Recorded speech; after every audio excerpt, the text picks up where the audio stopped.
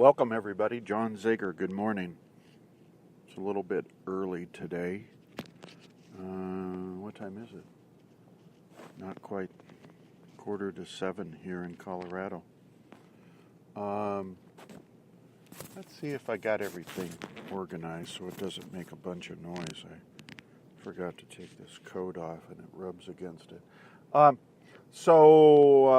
Beautiful day in Colorado. Low 80s or something supposed to be, and just looks forward to being a good day. I got downloaded on again tonight, or this night, right? About, 1:45, 2 o'clock in the morning, I woke up and it was just, the information was pouring in, So I actually sat up and started paying attention to it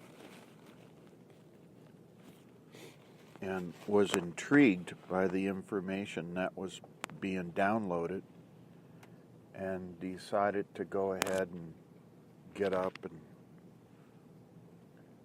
there's an all-night place where you can get little bits to eat and some coffee and stuff, and so I went and did that.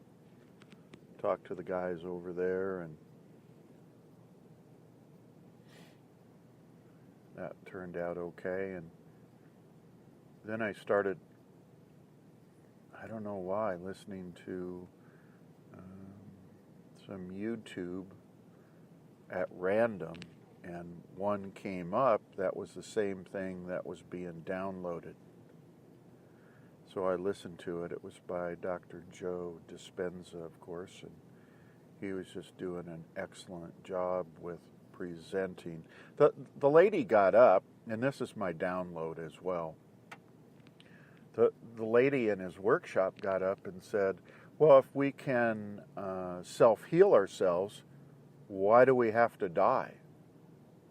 I had never entertained that thought in my life. I hadn't. And Dr. Joe just did an incredible job on it. And what I'm going to do this morning is just make some attempt to get you somewhat excited about it so that you'll go listen to Dr. Joe Dispenza's YouTube, his newest one, which just came out, I guess, a few hours ago or so. Basically around, can you control how long you live for, or why do we have to die? Fascinating. So here's where he went with it. And again, this is just my attempt. I don't have any critique, good, bad, or indifferent about it. I just was very pleased to hear his version of what he was talking about. And what he was saying was that we're programmed with predisposed genes that determine length of life. Now there's things that enter into that equation, environment, which we all know, in this modern day and age, they now are real good about talking and informing us that certain environmental things can do great harm to us. And so that's one factor that enters into the whole scheme of things as to the length of life that you have. But where he was going with it was just as you can control, I don't know if that's the word he used, but it's a good word, the length of or the, just being able to self-heal yourself, you also have the ability, through thought alone, to determine a length of time that you live. Nobody does that, though. Nobody even thinks of stuff like that. And they don't. And I'm very certain that you guys out there listening right now have not even ever had that thought go by. Right?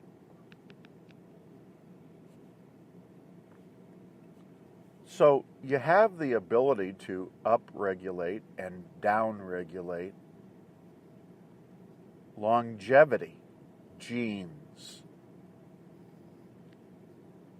Follow me on that?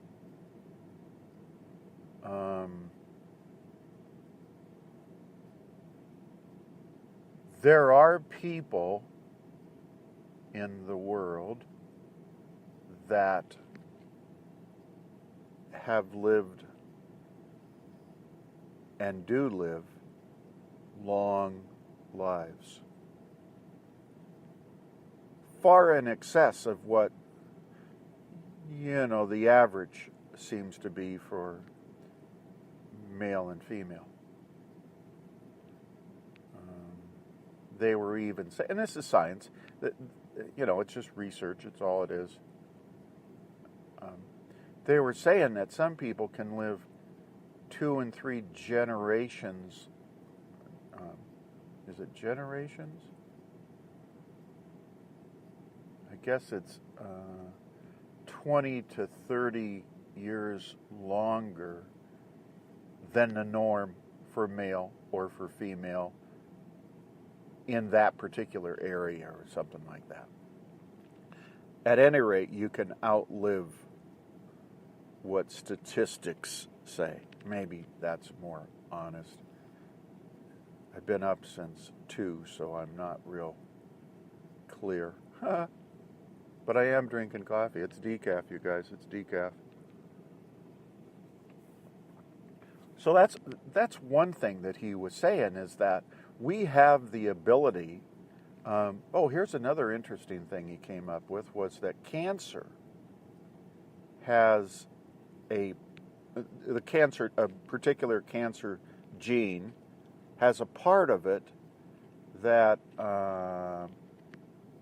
has a longevity gene in it.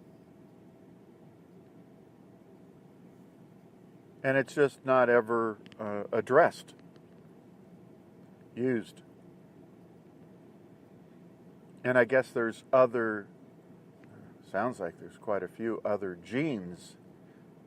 I mean, I don't remember the amount of genes that there are, but, there's a large amount of genes that also carry a longevity gene attached to it.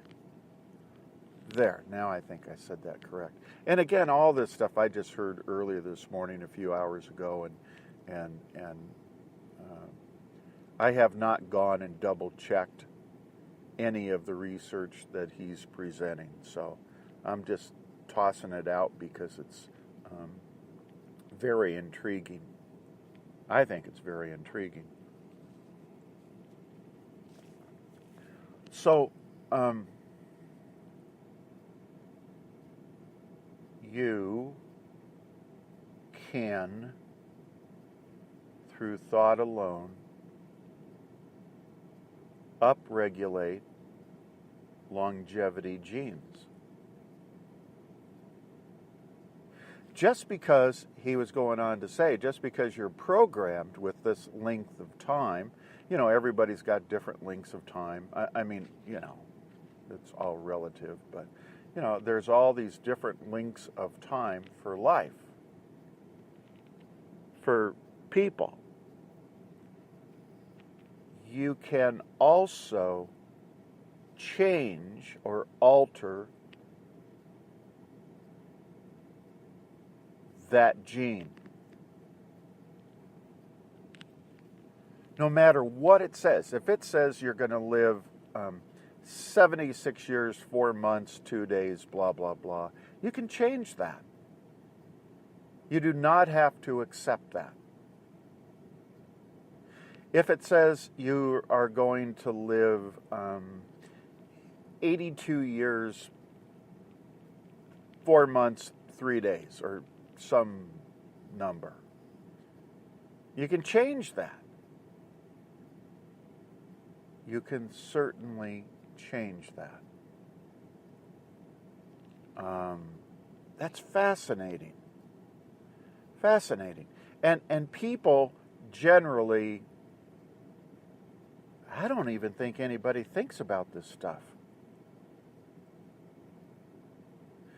Now, the other thing he got into, and I wasn't real clear about it, but I'll also present it, because again, it was just fascinating to me, was the whole concept of, we're in the third dimension, three-dimensional world, right?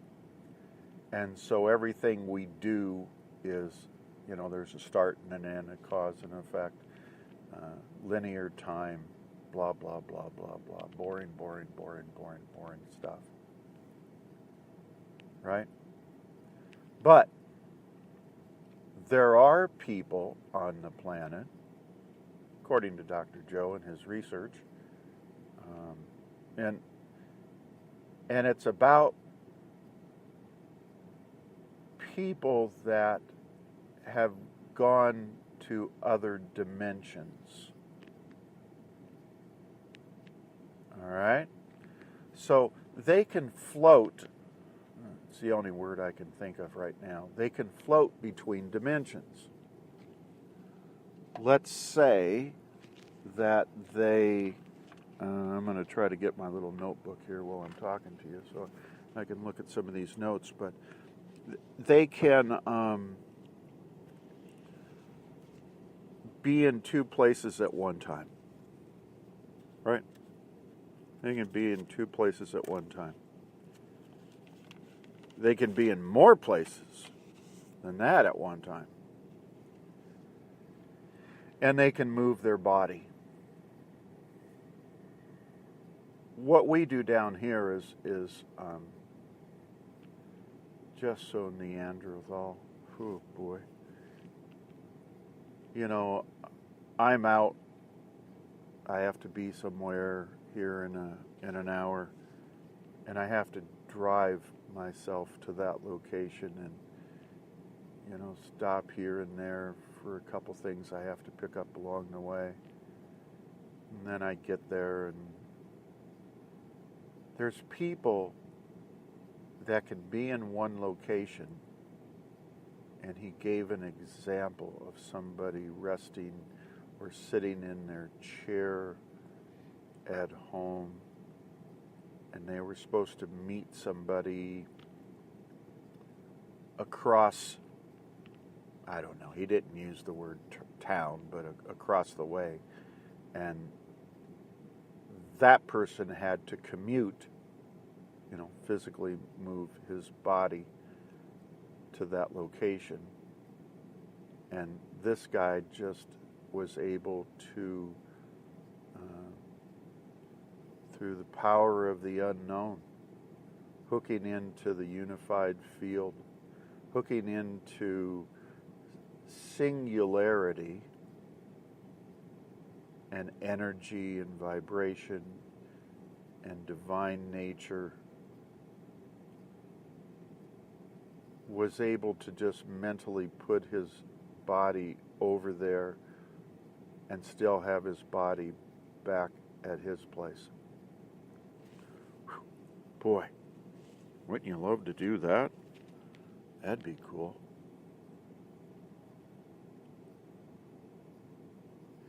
And he had referred to these people that they live in the Himalayas and they have no need for social consciousness, contact with people. And they're able to do incredible feats like this as a result of practicing this sort of mental telepathy until they get it right. Yeah? Following me on all that? He went on to say that these people, which are masters, oh, I hope I remember. I want to talk about that for a moment. But, if they have a fear of heights, you don't know. I mean, they've been living by themselves for however many years, and, somebody takes them to a ropes course, and they get a little frightful of it. I suppose they could, right? He was saying that they're the type of people that would do it over and over and over and over and over again until they completely lose the concept of fear and heights with their eyes open or closed.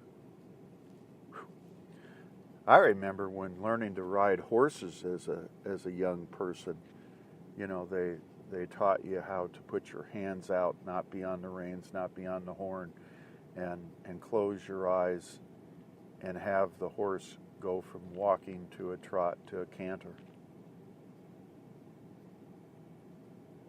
Kind of the same thing. I mean, it's working on balance, but kind of the same thing.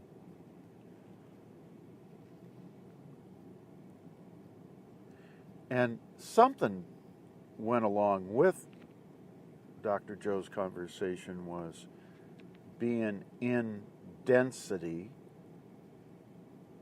third dimension. We're all in third dimension. We're all in density. Matter, it's just another word for matter. And being able to go out of density.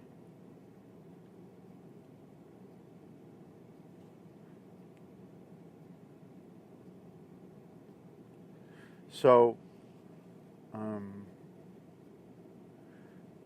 age and death is programmed genetically, and we can alter that.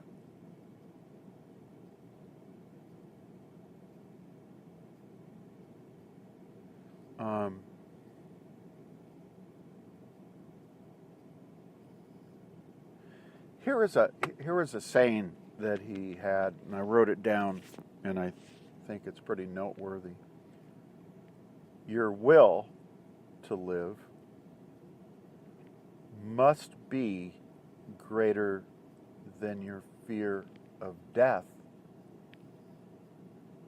in order to downregulate, those death genes that were programmed in, that you have a fixed time, and to upregulate the longevity genes.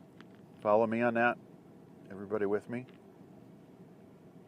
So, your will to live must be greater than your fear of death. Now, all right, think about that for a minute, you guys. Think. This is really important. Consciously or subconsciously, everyone thinks about death and has some sort of fear of it. Sure, everybody's got a different degree of fear. Okay, I don't have a problem with that. But the point is that everybody has that. Whether they're thinking about it or not, they have some sort of a fear of death. And how many people, this is the important part right here. How many people out there actually think about living past, well, I don't want to say that. How many people out there actually think about living without the thought of death entering into their minds. So in other words, when we think about living, we think, boy, going to go here and there and do that and visit the world and, whatever your dreams are, I don't care. And, what trickles in the back of the brain is that better do that before you die. You have only so many years in retirement before you die. You better go do that. So whether that's on the conscious side or the subconscious side yet, it doesn't matter. The fact is that thought does enter. And how many people can have the pure thought of just living to the fullest and just being so excited about life?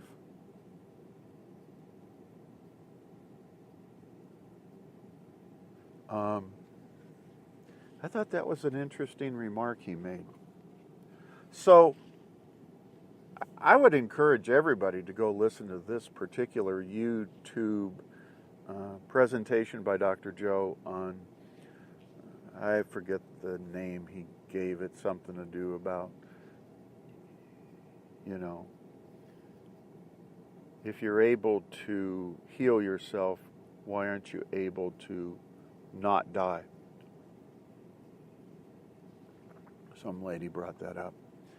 And again, he went into some other stuff that I did not retain, and I will go back and listen to the presentation again later today, and then I will go do my research and make sure that what's being said is pretty legit, and I have no reason to believe it's not. But it goes on, if you follow the sequence of events,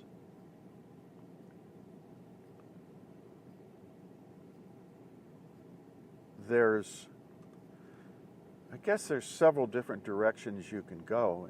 In my mind, it just talks to me about,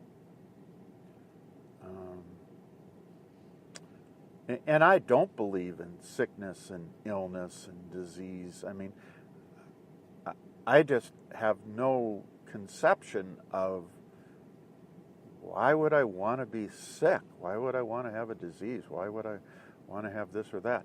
I mean, what things I have going on with me, I am in the middle of my program working to downregulate those genes and cells.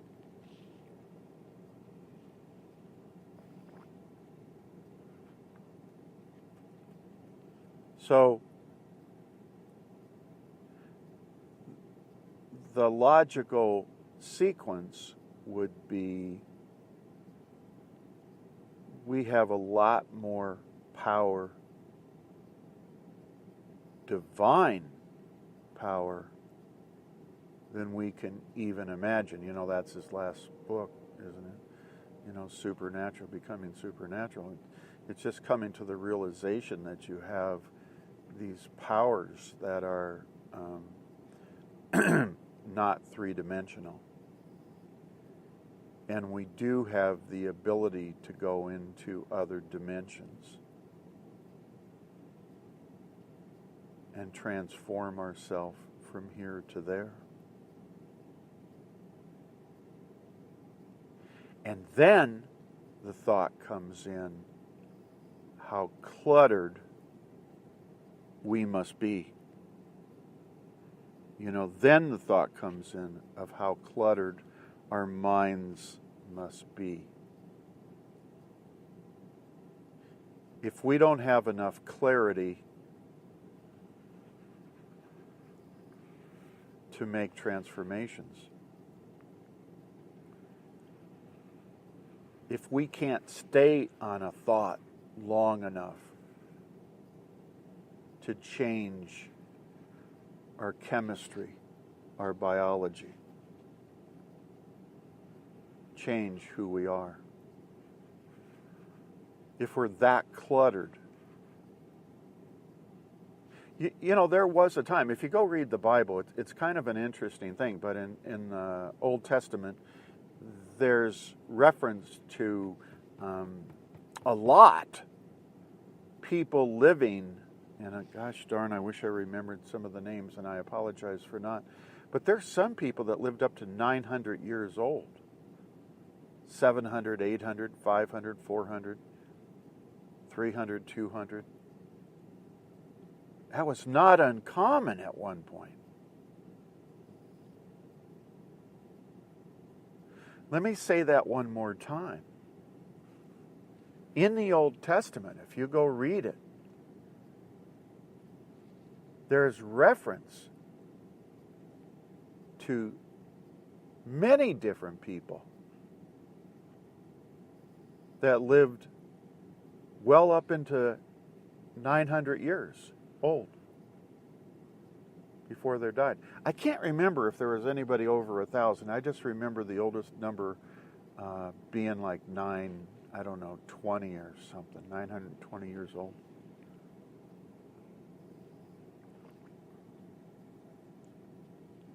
They probably had a fair amount of clarity.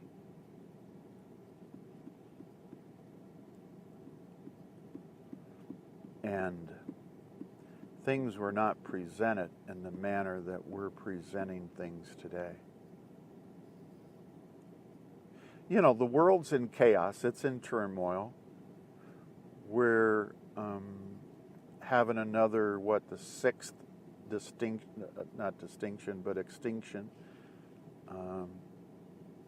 from the planet. And things are just out of control.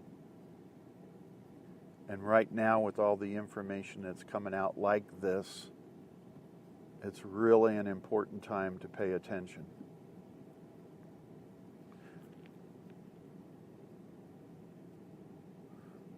I was talking to somebody this morning, I don't know, around 4 o'clock or something like that in the morning, and I was so excited about this whole concept of, you know, maybe being able to control a little bit of your longevity. And the other person was like not even focused on that issue.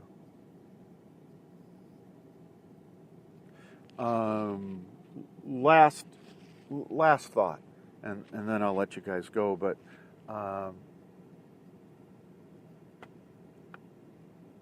neuroscience and the stuff that I talk about, and obviously prominent people like Dr. Joe, he gets notoriety in the people, I think, for a lot of different ways. He talks about science in a manner that is easy to understand, and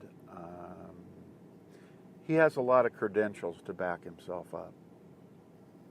And of course, you know, he got wrecked and fixed himself. So he comes to the table with his briefcase full of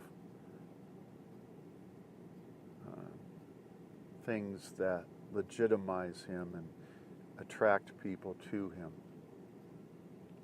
There's other people like me, and not only me, but other people, and they have marginal, small numbers of people following them. I mean, I pay attention to that. And they might even do, I don't have enough storage, you know, gigabytes to do YouTube right now, but, you know, they do, and they do YouTube instead of podcasts, but they still have just small numbers of people. You know, do they have degrees? Sure, you know, master's degree in clinical psychology or whatever just isn't enough for you guys. And you know, I've worked on blood pressure issues and, you know, reducing the size of the prostate and eyesight and things. But it's not as dramatic as, you know, somebody like Dr. Joe blew his back out, and, was going to be paralyzed and miraculously self-healed himself. I mean, that's a little more drama than what I have to offer. Plus he's got credentials. I mean, I have 43 years, but so, have you traveled to 17 countries and interviewed people? There's a lot of reasons why people, I think, are not calling for coaching or consultation or asking for me to speak or do small workshops. The topic is tough. The topic's tough. It's not about vacations down in the Caribbean. It's not about fly fishing. All my fly fishing buddies are gone. I don't even hear from them anymore because they're just not into this stuff. One guy, what did he have? Blew a knee out or blew some knees out or something like that. Had to go in for, I don't know, he went on and on about several surgeries to get it all fixed or something. What do you mean, self-heal? I've told the stories over and over about people having knee surgeries. Just, you don't need all that stuff. But again, the topic, neuroscience and self-healing, is tough and hard for people to wrap their head around. And it's not always maybe exciting. I want to know about saltwater fly fishing down in the Gulf.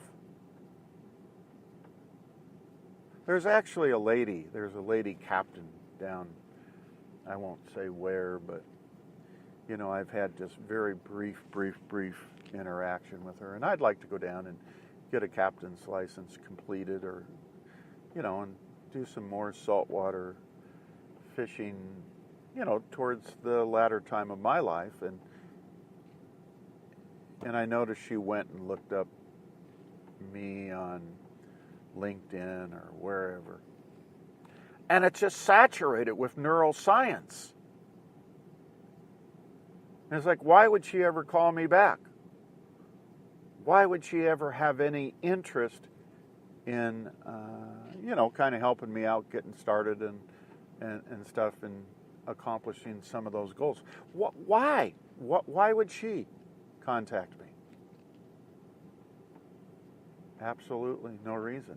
And that's the reason I think that I don't get a lot of people calling or anything. They're into whatever the heck they're doing. And this is just hocus pocus. So I think it's fascinating, you guys. I think we're at a turning point. I think we're at a critical time in our lives and in the world about making changes and plotting a course, plotting a solution to something better, as opposed to all the things that are falling apart in the world. I don't know. That's the direction my brain goes. So anyway, I have to do some moving matter stuff again today to survive. So I'm going to be busy doing that. Hopefully later on today I'll be able to maybe get my head a little clearer and do another podcast, a shorter one, but do another podcast then. But for now, anyway, God bless everybody. Take care of one another, and I'll talk to you all later. See ya. Bye.